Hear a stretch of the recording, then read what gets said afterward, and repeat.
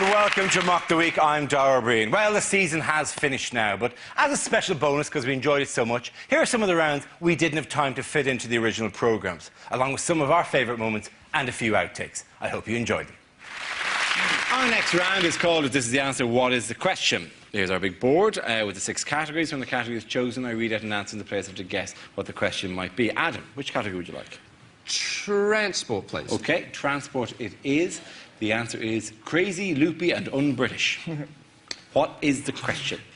Is it what is Mohammed Al Fayed? Is it what is Prince Philip? Is it who are the arch enemies of Snap, Crackle and Pop? What nicknames has Madonna given her children?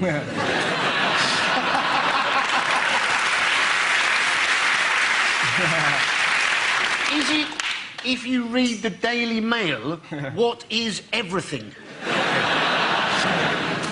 What do you call slapping a bulldog? I actually know the answer to this one. I think it's what people were saying about the lady who was wearing the crucifix for British Airways, Peter Hain, people like that. That's absolutely right. Well done, Andy Parsons. There you are. What development in airport safety was recently suggested? Further development in airport safety? Tagging, isn't it? Yeah. Yes, yeah. What kind of tagging? The electric tagging. Electric tagging or electronic tagging? With a prod. Petal prod. Get into the departure area. They're just going to employ Jedis, just... No, electronic tagging, yes, yeah. As you check in, they will give you an electronic tag. Let me get this straight. You're not allowed to have your mobile phone on, but they're going to put on some crazy futuristic tracking system. Why don't they just jump straight forward to exploding thought collars and have done with it? I don't know what... You know, if mobile phones are so dangerous, why don't Al-Qaeda just take a mobile phone on the flight with them, turn it on and play Snake, and we're all fucked, aren't we? Ridiculous. No, the tagging would only work within the airport itself. What's the point of it? No, it's like it's again. He's in Costa Coffee. He's in Costa Coffee. He's moving to the sock shop. It would just be to find out which duty-free was particularly popular for a browser. You know, on September 11, that day, I actually flew from Birmingham to Dublin, like 2 hours after everything that was going on. And I had that thing of, like, suddenly became a detective within the terminal, trying to look who was possibly on my flight, who might be trying to hijack it. And my sights set on 2 people in front of me that were carrying Dubai duty-free shopping bags. And I kept my eye on them for the entire flight. Because I was going, Dubai, Dubai, right, something's going on. Never once did it occur to me that if you were going to hijack a plane and fly it into a building, you probably wouldn't stop for duty-free shopping. And that was the time I die in the name of Allah. Oh, Hugo Boss! In terms of travel, by the way, on the roads, what flaw has been exposed this week in speed cameras? It's really great if you change lanes between 2 like kind of, you know, average speed cameras. If you swap lanes, then they can't detect you. And the manufacturer said you can do this, but we wouldn't recommend it. It's exactly like when you're at the swimming pool. They go, no bombing. He's turned. Boom. So if you drive like Richard Hammond and you violent swerve, you're perfectly all right. You'll get away with it. I think that should be the anti-speeding advert. It should be footage of Richard Hammond trying to remember his own wedding day.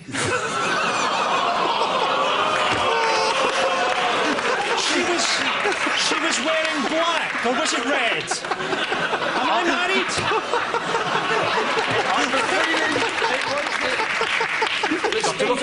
This morning. We're not even like an oblique reference to him, let alone... There's a line in the sand, right? And you can't even see the line in the sand. You're actually out of sand into tropical tundra regions. The sand is so bad. What is wrong with speed cameras? What's wrong with speed cameras? No. I'm taking a second just to enjoy that particular joke. Who here's had a crash? Anyone? Yeah, I've been in a crash. Yeah. Well, who's had the worst one? When I was 17, right, I crashed into a snowplough the only day it snowed that year. I had to walk up to him and, like, do my best kind of, so, how fast do you think we was going? And he was like, well, I'm in a snowplow, so I'm guessing I wasn't hurtling. It's not a story, though. Did you see the story of the bloke who set fire? Is it a bloke? You know, people destroy speed cameras because they hate them so much. Yeah. And there was a bloke who set fire to a speed camera, but he did it from the front. And and he was really surprised that it had all been filmed. But it wouldn't have got him unless he struck the match at over 30 miles an hour. One of these speed cameras actually earned 80 grand in a year. I was thinking, I would quite like that job. I would quite happily stand there with a flash gun in a hedge, painted fluorescent yellow, for 80 grand a year. The next round is called Between the Lines and features Hugh and Frankie. Would you both please make your way over to our press pit? In this round, one of them takes on the role of a person in the news addressed in the media, while the other translates what they really mean. As he prepares to assume centre stage, Frankie, you are Iranian President Mahmoud Ahmadinejad. Thank you, got it right in one. And I was so happy with myself, fucked up the rest of the link. Let's do that again.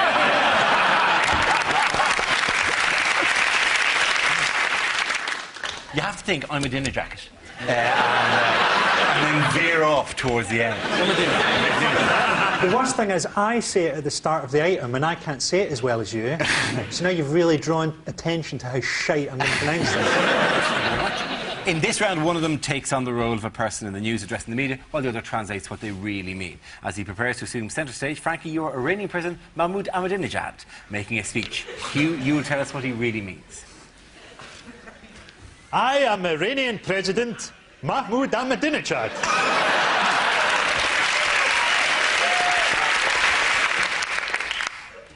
But you can call me Ted. We are developing nuclear power, but our aim is peaceful.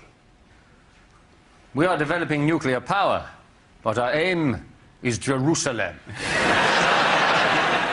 We're developing nuclear power which could benefit the West. Have you considered changing your electricity supply?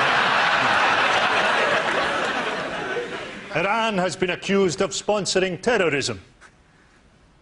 We do. 50p a mile. The American president is the son of a swine. I hope that one day his body is identified by the teeth marks on my penis.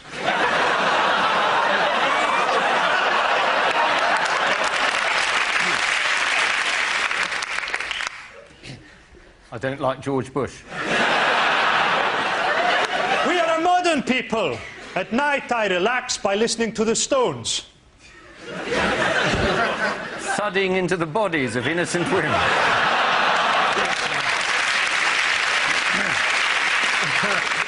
I am opposed to nuclear weapons and would like to see reducing numbers. 5, 4, 3, 2, 1.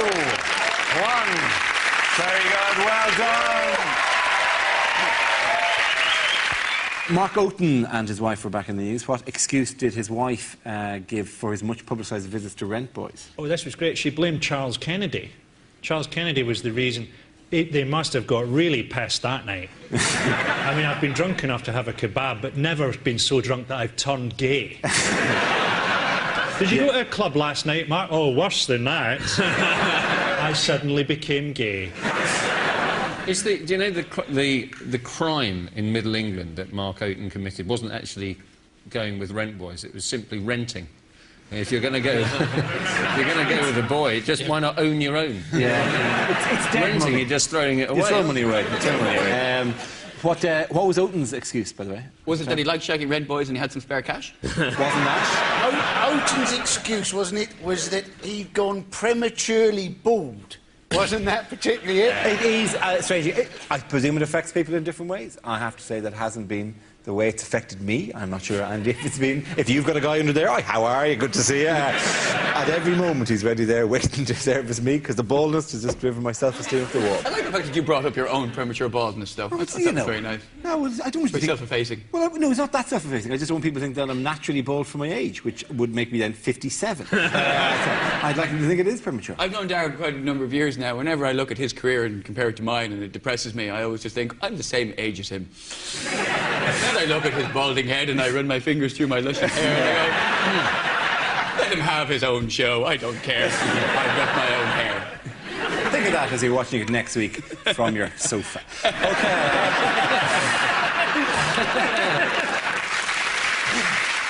OK, here we go. Let's have a topic. And the first topic is telecoms. Now, I've got a crap mobile phone, right? And I'm sick of my phone company ringing me up, trying to get me to have an upgrade. Do you want a free upgrade? Do you want a better phone? No, I like my crap phone. One day, I'll be walking my dog and I'll take it away and say, have a wolf instead. It drives me mad. And this guy was determined to make me have this, the Samsung Golden Cock 4000 or something.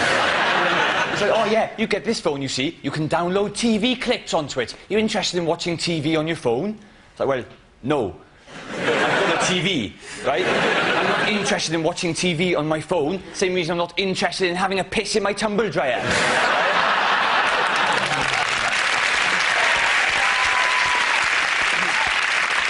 Let's have another topic. The subject is bird flu. Who wants to come in on that? Ian. Yeah, we do have a bird flu helpline. We do give us advice on what to do in the unlikely event that we encounter a dead bird. And I thought, well, what are people doing at the moment? Oh, look, there's a dead bird. I must rub it in my face.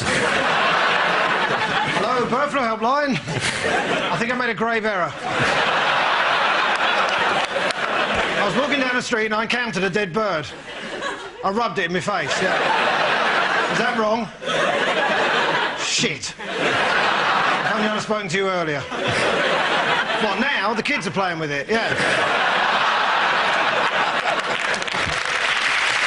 Well done, Ian. Very good in stone. OK, that leaves me with Andy and Frankie. Let's have another topic. The topic is Scotland. I have this covered. Is that your image of Scotland? You know that's three English blokes at a wedding? Do you remember years ago when they were making Braveheart, everyone said, oh, it's ridiculous, Mel Gibson playing a Scottish guy. That's not going to be very convincing. And look at him now, an alcoholic racist.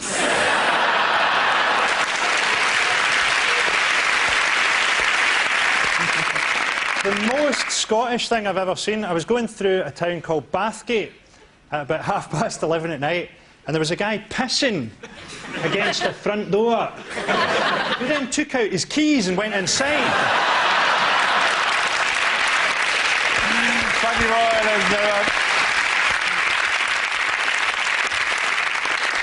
OK, let's see what's left for Andy. It's education. I am a little disappointed. I was hoping to get England as a topic. But yes, education. You may have seen that, in fact, our kids are now going to get taught atheism in the classroom. You would have thought that should be a fairly short lesson, wouldn't you? Hello, come in. There is no God. Same time next week. This next round is called Phone In. I'll play the host of a radio phone-in programme, interviewing a top guest in the week's news, played by Frankie, whilst the other performers will play different characters ringing in with searching questions. OK? Welcome back to the show. I'm delighted to welcome my special guest, John Prescott. Hello, Dara. Good to have you here, John, with us. John, Mr. Prescott, of course, you've had a busy summer. How did they find out about your affair, by the way? Well, basically, the woman I was shagging ended up being the flattest woman in Britain. So the newspapers just rang round hospitals asking for women who'd been admitted, claiming that a piano fell on them. Let's open it up to the phone lines. Hello. Line John. 1, please. What's John? his number? Hello. This is Ian from Basildon. Do you mind if I call you John? Yes, I do. Would you be able to explain to me, because I've never really understood, the rules of croquet? Yes, well, basically, it's polo for people who are too fat to get on a horse. Thank you very much. We're going to move over to line 3 there. Oh, I'm line 3, am I? Hello, Mr. Prescott, good to talk to you again. Now, when Tony Blair retires, he's going to be lecturing the world, making a fortune. When Gordon Brown stops being Chancellor, he'll get directorships in the city. What are you going to do when you give up politics? Well, I resent your tone, to be quite honest. I mean, I'm a man of many achievements. For example, I'm a 25-stone man who's managed to shag a woman on a desk and not break it.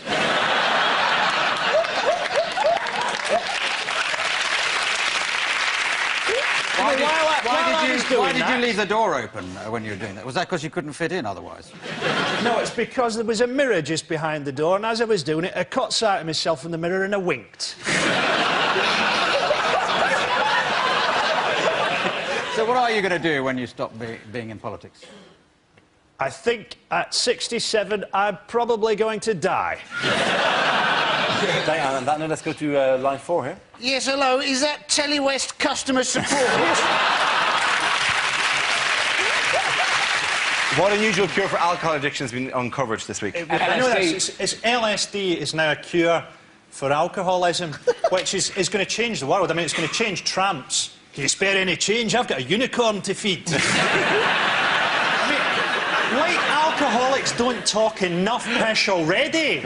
I'll tell you why your mother left me. Because she was seeing a merman. But LSD was invented by Albert Hofmann, wasn't it? He's the godfather of LSD. Have you heard about him? Yeah. The man who invented the word psychedelic. Yeah, but it was great because during World War II, he self-medicated on acid, went for a bike ride and wrote a diary about it. How fantastic is that? Day 3, the bike has begun speaking to me. Tomorrow, I will make it a bacon sandwich. My accent is still unknown. You know this stuff about, Channel 5 putting women off giving birth, having children. It's not actually... Are you all right? Hospitals. For a man who's been there a couple of times, we're not across the terminology very much here. No. But it's hospitals that have put you off. I had to go last year. I had to go for a colonoscopy. As you did. I did. I had to go for a colonoscopy. And it's a very humiliating thing, having a colonoscopy. And I was lying on the trolley with the doctor and the nurse. It was just us in a sort of small operating theatre, and the nurse had a tube like this with a camera on the end of it. I was sedated, just about to go under, and just as she over the top, I was about to go under, and just as she was about to put the tube where the sun don't shine, she turned to me and she said, "I'm a very good friend of your next-door neighbour." Do you think that next-door neighbour was maybe a euphemism she has for the anus? Is this suit just a touch too green? By the way, yeah. Because it's not a card I've ever really wanted to play over here, the whole Irish thing. Look at this.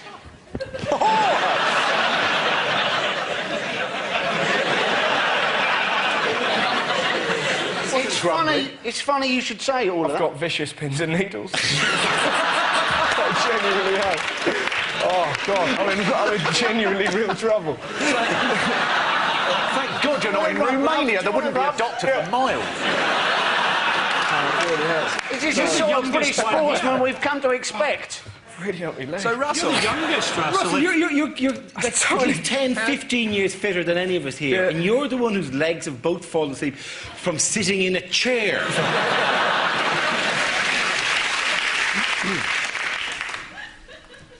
Miss Fat Ankle 2006.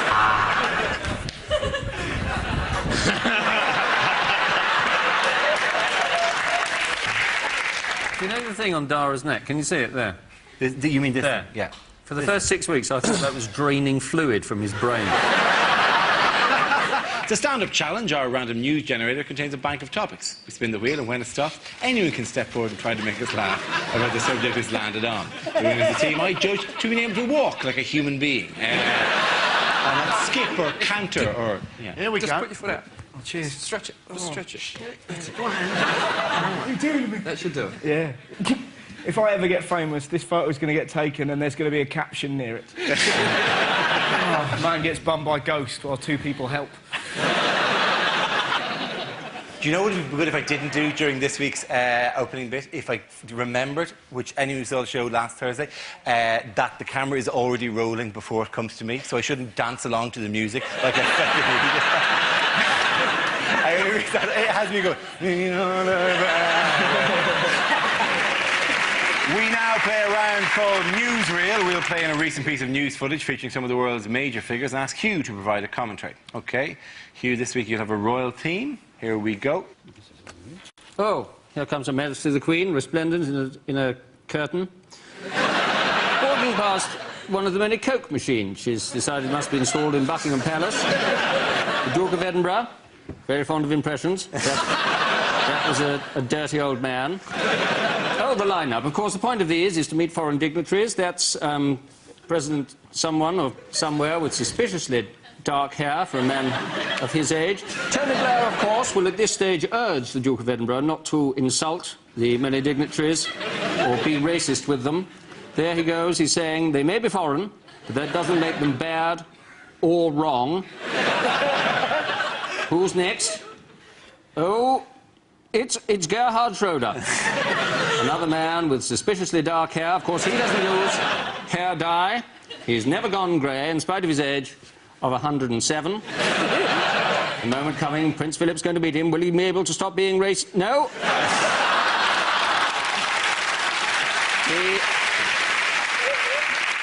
And now, here are the reservoir presidents. President Pink of Russia. Oh, and finally, of course, the team photo. The Queen dressed differently, of course, because she is the goalkeeper. And well done, the points go to Hugh there. On travel news, of the greatest travel story of the week was Tina the tortoise. Tina the tortoise lost a leg, so they attached a rear wheel to the back of Tina's shell. That's the tortoise equivalent of Davros, the master of the Daleks. When that tortoise comes to die, that's going to muck up archaeologists in thousands of years' time, isn't it? We don't remember evolution producing this one. And then what happens if that tortoise is set upon and someone steals the wheels and you find it up on bricks? Do you think the hare is going to feel cheated? He's not going to go for his nap now, is he? They didn't have got the speed worked out, because presumably the wheel could go an awful lot faster than him. He could just find himself in the wrong gear. I don't think it's a motorised wheel. I think it's just a Is it a tortoise hot rod? It's not. He's not on night. He can press nitro, and then the big engine blasting the back. Ah, little legs going like that. The thing is, he's actually got a blue light underneath as well. Do you think he low jacks as well? It's going on. Shh. Yeah. I'm Tina. Yeah. It's going like that. Bringing it. Yeah. What's his name? Is it Tina? Tina. Her name is Tina. There's no way that Tina's going to be able to hide from people she doesn't like anymore. You know, because before you can hide in your shell, well, that could be anyone. Tina, we know it's you. You've got a wheel. All right, Dave. How you doing? Not bad. I think the other tortoise It's a very, very complex social network that tortoises are. Every time the thing reverses, it's going to go beep. To be honest, it's going to make fuck all difference to that tortoise. You said he doesn't know what's going on. It barely moves anyway. They're going to put it in a box at Christmas and it'll die. Well, there you go. You certainly can't see the back of it, can it? Thank you, Frankie, for steamrolling our gentle whimsy there. For taking our sweet little commentary about Tina and how this has changed her life and just going, Tina will die like the rest of us. Tortoises don't hibernate, they live to one. Basically, is what I've discovered. Really? Well, just going by Blue Peter. No, they don't. I remember reading a story. They live for years. Not the ones that Frankie has. Christmas time again. Daddy, I loved him. You've got to get used to the concept of death. Uncle Frankie, can you get me a frisbee? In a minute. But does this mean, though, if one of the parents accidentally Tina dies, right? Do they have to go to a pet shop, buy a similar-looking tortoise, get rid of the leg, stick another wheel on the corner? Just that they're not supposed to be put in a cardboard box full of hay. Maybe their natural environment is different than a cardboard box, because they generally die. You keep trying to teach us that tortoises die, and we refuse to believe you. We think they go on forever, Frankie. You're going to bring one in next season and go, look at it, it's not moving anywhere. Let's get a show pet next season, right? Yeah. I guarantee you it'll die in the middle of episode 1.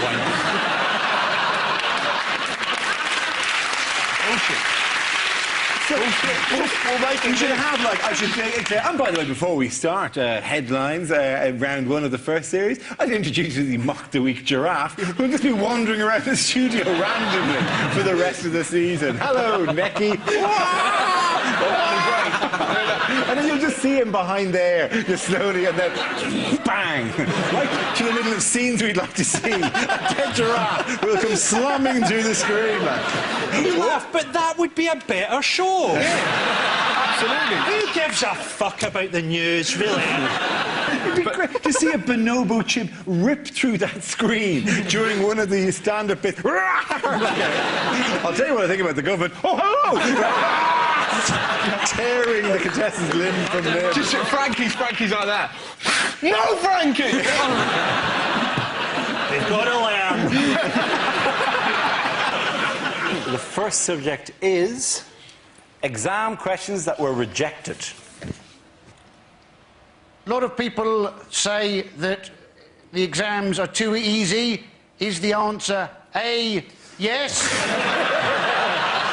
Or B, David Beckham?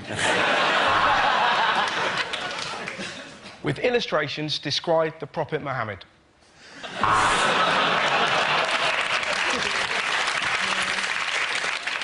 A Virgin train is travelling at 120 miles per hour between London and Manchester. What time will it be cancelled?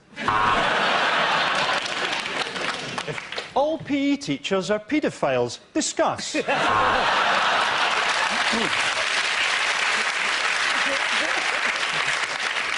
If the world is heating up at 2 degrees per decade, what is the point of anything? Spell Mississippi without looking at how we've spelt it in the question.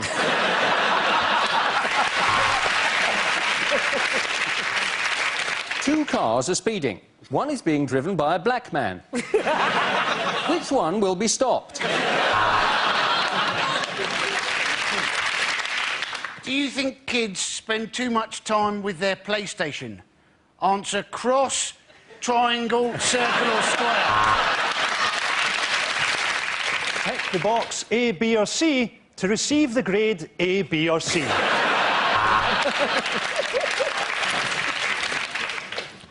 Sex education practical. Report to me in the stationery cupboard. If I add 1/8 to 1/16, how stoned will I be?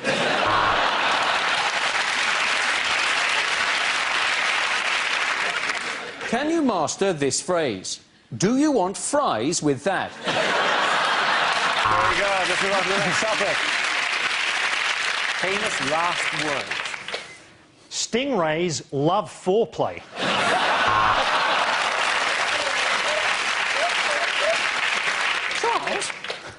Charles, what are you doing with that pillow?